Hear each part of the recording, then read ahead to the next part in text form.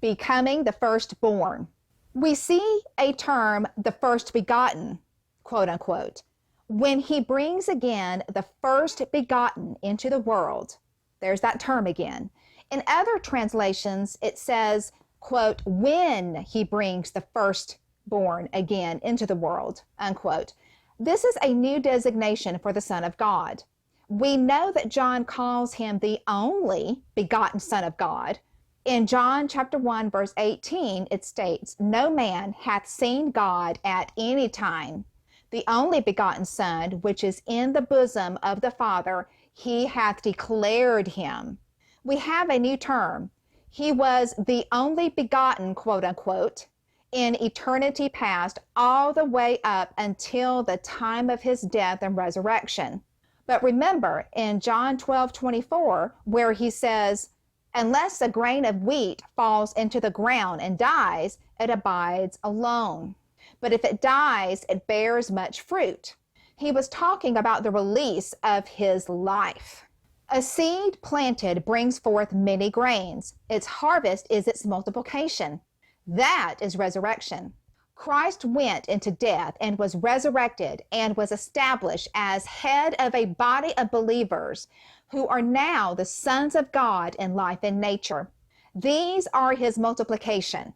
Now he is the firstborn from the dead, the firstborn from that group in which he has been multiplied. We can find this in a few different places. Romans 8:29 states, for whom he did foreknow, he also did predestinate to be conformed to the image of his Son, that he might be the firstborn among many brethren. Colossians 1:18.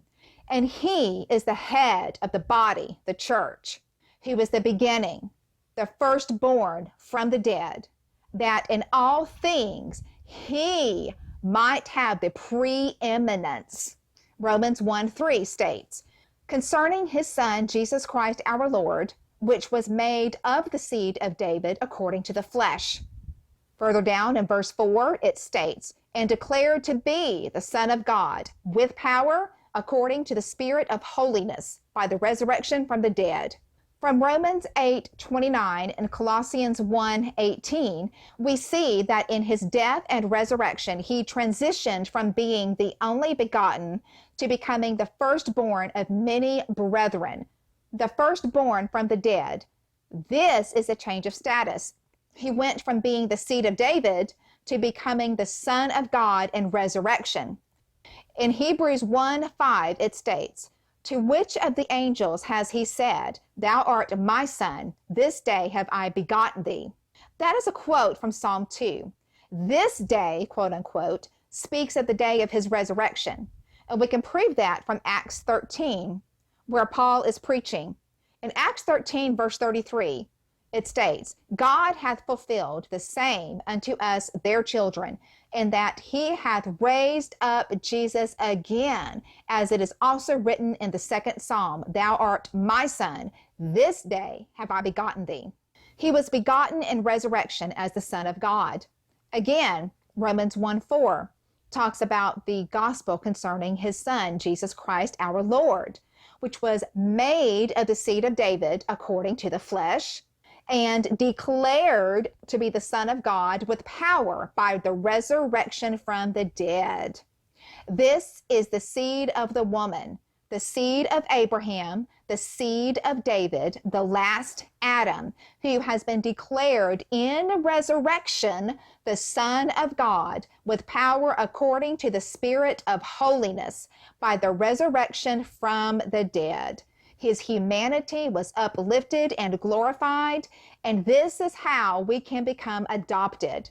However, we are not just adopted into God's family. We are born into God's family. We are regenerated. We have received another life, the resurrected life of Christ himself.